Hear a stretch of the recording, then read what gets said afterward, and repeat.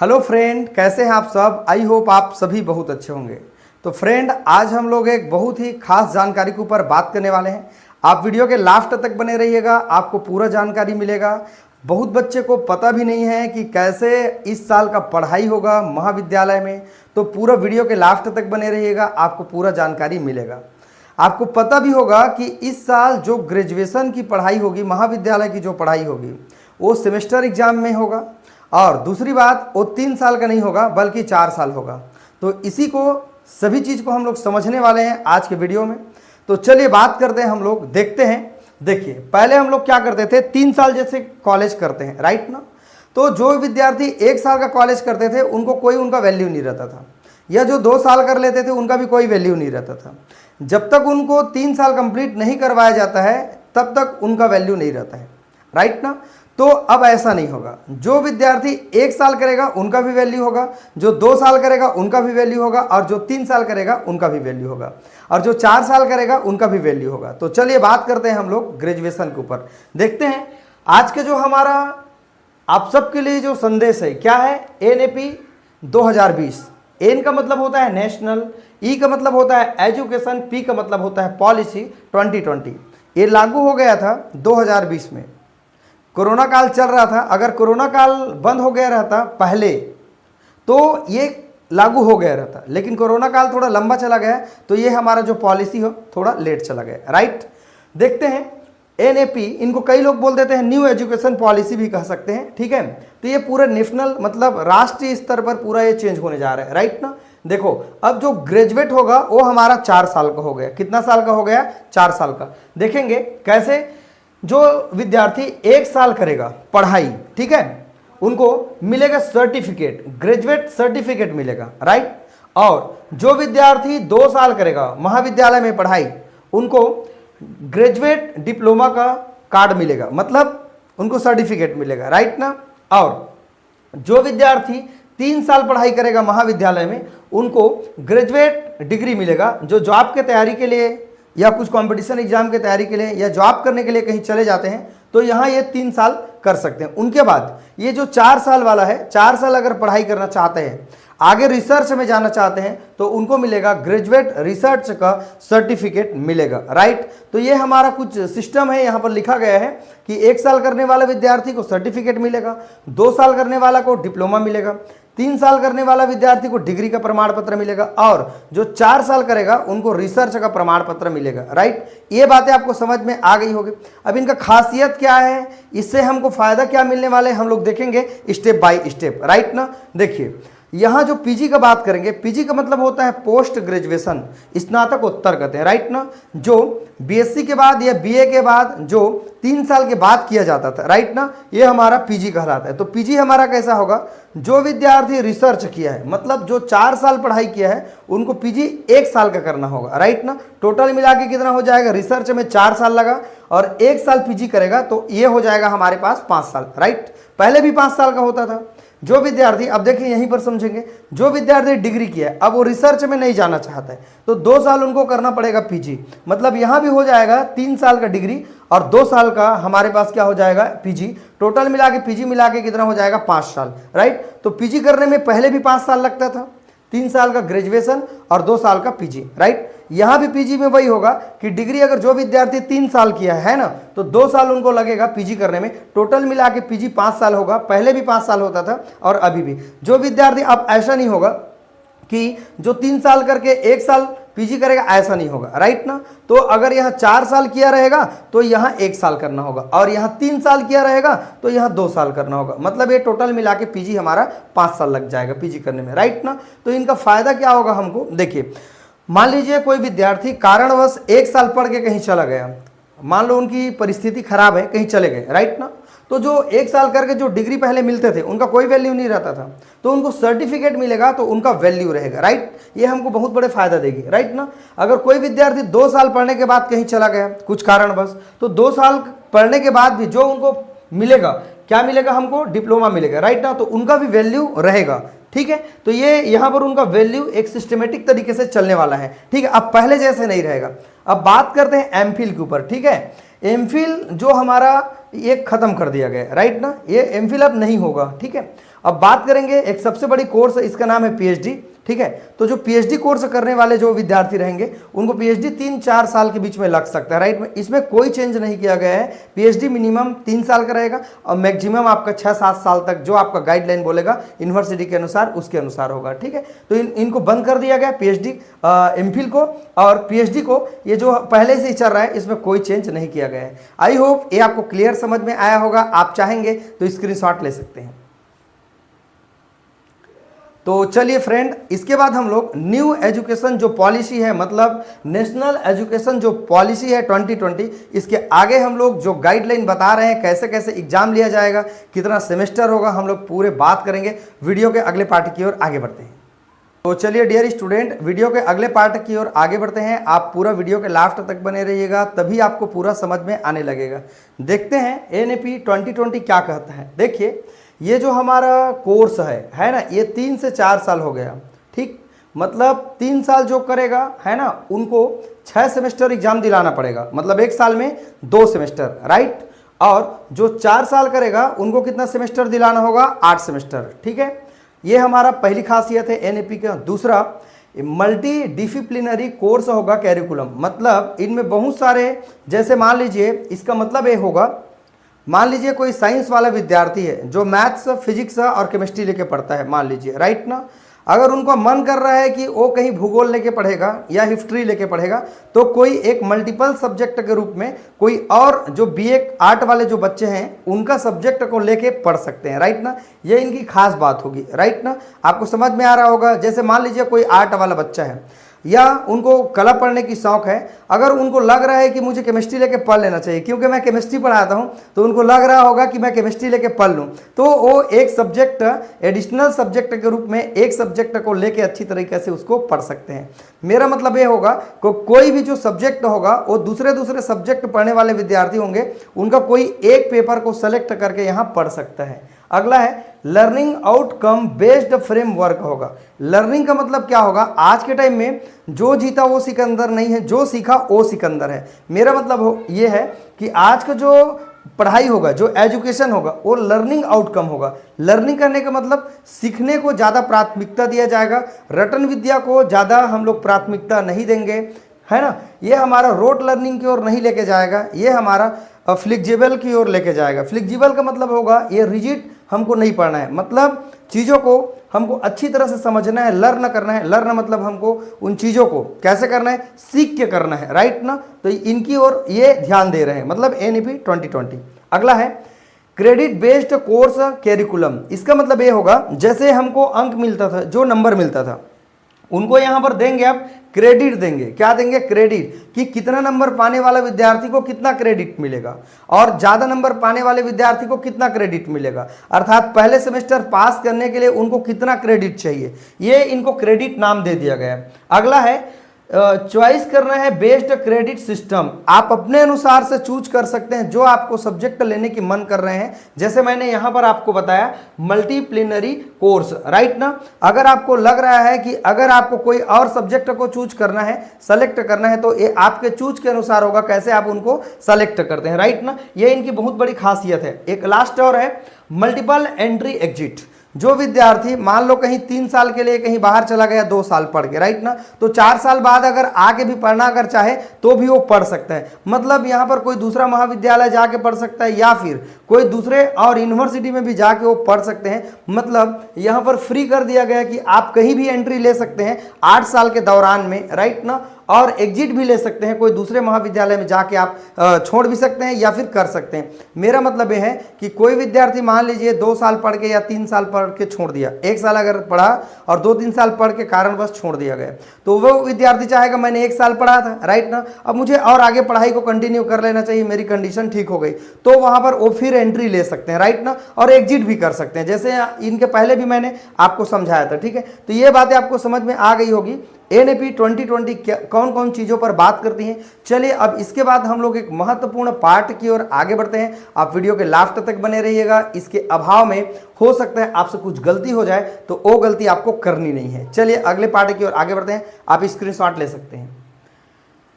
चलिए अगले पार्ट की ओर आगे बढ़ते हैं। तो चलिए डियर स्टूडेंट, हम लोग अगले पार्ट की ओर आगे बढ़ते हैं। आपको पूरा समझ में आने लगेगा। देखते हैं इनका अगला पार्ट क्या है। देखिए, यहाँ जो हमारे पास जो एग्ज़ाम का जो फ्रेमवर्क होगा, कितना कितना नंबर का हमारे पास थ्योरी एग्जाम होगा और असाइनमेंट पेपर जमा करना होगा, उनको समझते हैं। देखिए, असाइनमेंट हमको मिलेगा, असाइनमेंट में 30%, मतलब 30 नंबर, राइट। तो यहाँ पर कैसे 30 नंबर मिलेगा? देखिए, 20 नंबर जो मिलेगा उसके लिए आपको इंटरनल एग्जाम दिलाना होगा, और वो जो 20 यहाँ पर 30 नंबर जो मिलेगा वो आपके महाविद्यालय से मिलेगा, जो आपका कॉलेज रहेगा उनके थ्रू आपको मिलेगा। ये कॉलेज के हाथ में रहेगा 30%, राइट। तो जिसमें से 20% इंटरनल एग्जाम दिलाना होगा आपको, और 10 नंबर जो मिलेगा, 10% जो मिलेगा आपका फील्ड वर्क या जो असाइनमेंट आप लिख के जमा करेंगे टीचर के अनुसार, उसमें आपको 10 नंबर मिलेगा। टोटल मिला के यहाँ 20 और 10 30, असाइनमेंट में 30 नंबर आपका रहेगा, जो महाविद्यालय के पूरा हाथ में रहेगा।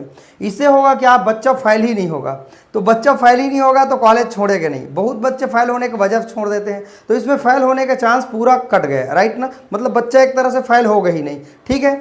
और समझते हैं, देखिए पेपर जो पैटर्न होगा वो 70% आपका यूनिवर्सिटी के द्वारा होगा, जो आप यूनिवर्सिटी से कर रहे हैं। जैसे हम लोग का यूनिवर्सिटी क्या है, SNP, शहीद नंद कुमार पटेल विश्वविद्यालय क्या है हमारा, रायगढ़ है, ठीक है। तो जो आप यूनिवर्सिटी से पढ़ रहे हैं उनके हाथ में आपका 70% रहेगा, मतलब 70 नंबर उनके हाथ में रहेगा, जिसके लिए आपको 6-6 महीने में एग्जाम दिलाना होगा, ठीक है।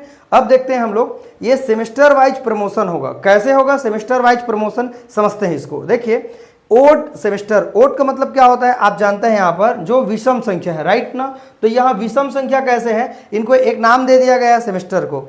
जो पहला सेमेस्टर में रहेगा उनको ओड सेमेस्टर कहेंगे, मतलब विषम सेमेस्टर कहेंगे, और जो तीसरा सेमेस्टर में आएगा उनको कहेंगे हम लोग ओड सेमेस्टर कहेंगे।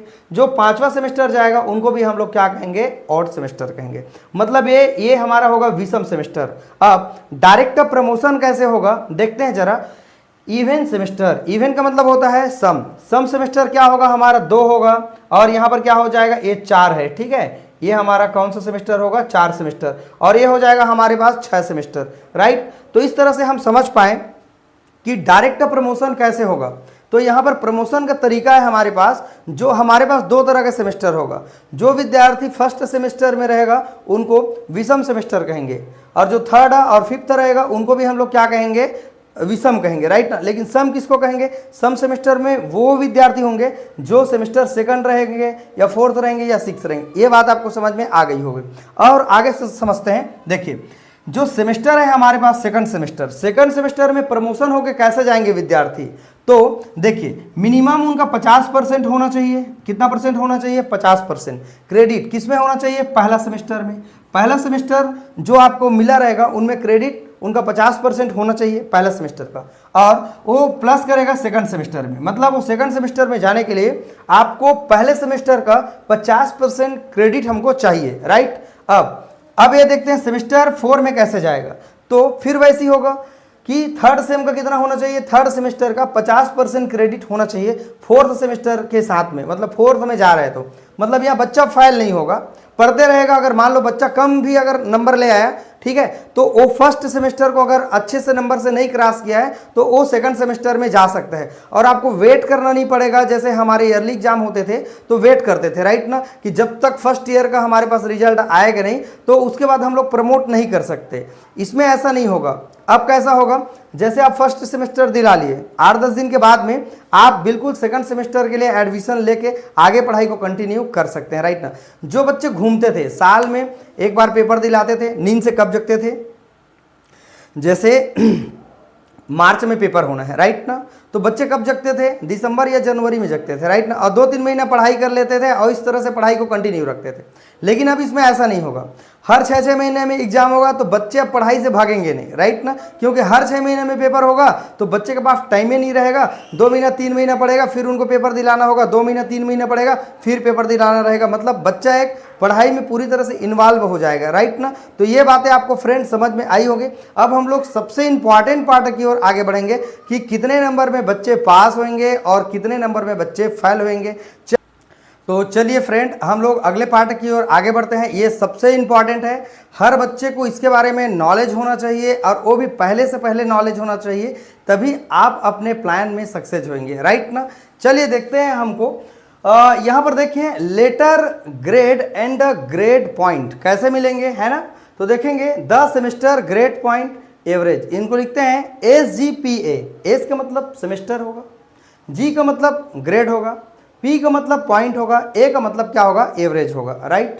देखते हैं यहाँ कुछ कॉलम में लिखा हुआ है, आप देख के समझ सकते हैं, बहुत अच्छा है, आप बिल्कुल आपको पता रहे, ठीक है। देखिए लेटर ग्रेड है, कौन कौन सा नंबर पाने के बाद, कितना कितना नंबर पाने के बाद उनको क्या लेटर के नाम से संबोधित किया जाएगा, ठीक। अगला है ग्रेड पॉइंट, कितना मिलने पर उनको क्या लेटर मिलेगा, और परसेंट का अगर हम लोग बात करें तो उनको कितना परसेंट मिलेगा, है ना, तो उनको हम लोग देखने वाले हैं। चलिए सबसे पहले देखते हैं, जो विद्यार्थी को, ठीक है, जिनको ग्रेड 10 मिलेगा, मतलब 10 मिलेगा, राइट, जिसको 90% से ऊपर मिलेगा, ठीक है, उनको ओ ग्रेड मिलेगा, मतलब ओ लेटर मिलेगा, उनको कहते हैं आउटस्टैंडिंग बोलेंगे। क्या बोलेंगे, आउटस्टैंडिंग। उनके प्रमाण पत्र में, उनके जो सर्टिफिकेट मिलेंगे उसमें आउटस्टैंडिंग लिखा रहेगा, राइट ना, ठीक। वैसे ही जिसमें A+ लिखा रहेगा उनको कहेंगे एक्सीलेंट। क्या कहेंगे, एक्सीलेंट, मतलब उनको ग्रेड पॉइंट कितना मिलेगा, 9 मिलेगा, मतलब 9 मिलेगा।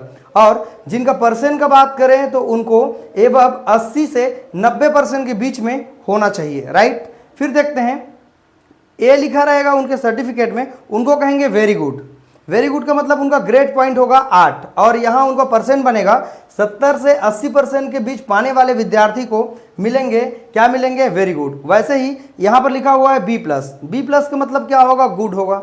जिनको ग्रेड पॉइंट कितना मिलेगा, 7 मिलेगा, उनको 60 से 70, यहाँ पर लिखेंगे 60 से 70, 60 से 70% पाने वाले, जो 60 से 70 के बीच में जो पाएंगे उन विद्यार्थी को क्या मिलेंगे, हमारे पास क्या मिलेंगे, गुड मिलेंगे। वैसे हम लोग फिर देखेंगे जिनके सर्टिफिकेट में B लिखा रहेगा, तो इसका मतलब क्या होगा, वो एवरेज से ऊपर आने वाले स्टूडेंट होंगे, मतलब उनको ग्रेड पॉइंट मिलेगा 6, लिखा रहेगा सर्टिफिकेट में 6। उनको परसेंट मिलेगा, कितना परसेंट मिलेगा, जिनको 50 से 60% के बीच में मिलेगा, उनसे ऊपर मिलेगा, 50 से 60% के बीच में मिलेगा, उनको बोलेंगे एवरेज स्टूडेंट, मतलब उनको कहेंगे B। क्या कहेंगे, B। और देखते हैं हम लोग एबव एवरेज कहेंगे ना। अब सी हमारा क्या होगा, जिनको सी मिलेगा सर्टिफिकेट में उनका क्या होगा, एवरेज स्टूडेंट होगा, जिनको कितना नंबर मिलेगा, 5 ग्रेड मिलेगा। कितना ग्रेड, ग्रेड में 5 मिलेगा, राइट ना। जिनका परसेंट क्या बनेगा, जैसे भी उनके सर्टिफिकेट में मान लीजिए सी लिखा है तो समझ जाएगा जो सामने वाला आदमी होगा कि उनको 40 से 50% मिलेगा, है ना। अब जो विद्यार्थी पी लिखा रहेगा जिनके सर्टिफिकेट में, उनको 4 ग्रेड मिलेगा। 4 ग्रेड का मतलब क्या होगा, जिनका जो परसेंट का बात करें 40% से ऊपर रहेगा उनको क्या मिलेगा, हमारे पास 4 ग्रेड मिलेगा, और उनका जो लेटर होगा वो हमारा पी होगा, मतलब वो पास होगा केवल, ठीक। अब एप का मतलब क्या है, एप का मतलब तो जानते हैं फेल ही होगा, तो यहाँ फेल होगा, उनको कितना मिलेगा, ग्रेड 0 मिलेगा। और उनके रिजल्ट में कितना लिखा रहेगा, बताइए जरा, बिलो कितना लिखेगा, 40% से नीचे लिखे रहेगा, राइट ना। और जिनके सर्टिफिकेट में मान लीजिए परीक्षा फॉर्म डाल दिया है ना, लेकिन पेपर दिलाया नहीं, उनका एक्टिविटी है ही नहीं, तो वो विद्यार्थी उनके सर्टिफिकेट में लिखा रहेगा AB, और उनको कहते हैं हम लोग अब्सेंट कहेंगे, उनको 0 मिलेगा ग्रेड पॉइंट, और यहाँ पर लिखा रहेगा अब्सेंट। आई होप ये सारे बातें आपको समझ में आ गया होगा, चाहेंगे तो आप एक बार स्क्रीनशॉट ले सकते हैं, राइट ना। तो डियर स्टूडेंट, आप सभी को बहुत अच्छा जानकारी मिला होगा, आप अलर्ट रहिए, एक्टिव रहिए। सबसे महत्वपूर्ण बात यह है कि आपका जो एडमिशन है कॉलेज का, महाविद्यालय का जो प्रवेश है वो स्टार्ट हो जाएगा, फॉर्म डालना 18 जून से स्टार्ट हो जाएगा। आप सभी बच्चों को पता रहे कि पहले जो एडमिशन चलता था उसमें प्राइवेट का अलग एडमिशन होता था और रेगुलर का अलग एडमिशन होता था। मैं आपको बताना चाहूँगा कि जो हमारा इस बार का जो एडमिशन होगा वो 18 जून से स्टार्ट हो जाएगा और ये चलेगा करीबन जुलाई तक चलेगा, और आपके कुलपति के आदेश के अनुसार ये 15 अगस्त के पहले तक ऑफलाइन या कुछ भी होगा उनके माध्यम से गाइडलाइन जारी होगा, उनके माध्यम से एडमिशन लिया जाएगा। मोटी मोटा ये कहें कि आपको किसी भी हाल में जुलाई तक एडमिशन ले ही लेना है, राइट ना। अगर आप लेट करते हैं तो आपका जो पढ़ाई होगा उसमें बहुत ज़्यादा आपका नुकसान होने लगेगा, क्योंकि जो आपका एग्जाम होगा 6-6 महीने में एग्जाम होगा, तो आपका नवंबर दिसंबर में एग्जाम हो जाएगा, राइट ना। फिर आपका जून में एग्जाम हो जाएगा अगला सेमेस्टर, तो इस तरह से अगर हम देखें तो ये जो हमारा एडमिशन अलग अलग चलते थे, राइट ना, प्राइवेट का अलग चलते थे, रेगुलर का अलग। इस बार ऐसा नहीं होगा, प्राइवेट और रेगुलर दोनों बच्चे को एक साथ एडमिशन लिया जाएगा और दोनों बच्चे एक साथ हमारे पास सेमेस्टर एग्जाम दिलाएंगे, राइट ना। तो कैसा लगा हमारा ये आज का जानकारी, आप मुझे कमेंट करके जरूर बताइएगा। आई होप ज़्यादा से ज़्यादा लोगों को आप शेयर भी करेंगे। इस तरह की जानकारी आपको बहुत अच्छे से मैंने शॉर्ट में समझाया है और महाविद्यालय के द्वारा जो भी और इनका कैरिकुलम है, राइट ना, इनका फ्रेमवर्क है, उनको पूरा समझाया जाएगा कि कैसे हम लोग पढ़ाई करेंगे, कितना घंटा का स्टडी करवाया जाएगा, कितना हमारा पर्यावरण या जो हमारे सब्जेक्ट होगा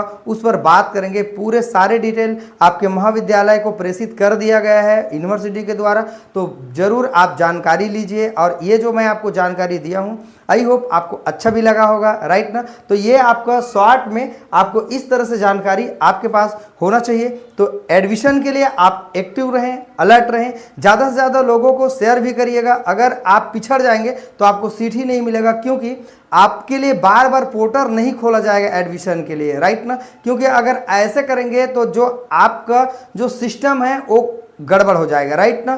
तो डियर स्टूडेंट, बहुत मेहनत करके ये वीडियो आपके लिए सूचना के रूप में आपको संदेश दिया जा रहा है। आप ज़्यादा से ज़्यादा लोगों को शेयर करिएगा, ठीक है। तो चलिए डियर स्टूडेंट, अगले वीडियो में मिलेंगे हम लोग अगले जानकारी के साथ, अगले क्लास के साथ। वीडियो को वॉच करने के लिए थैंक यू।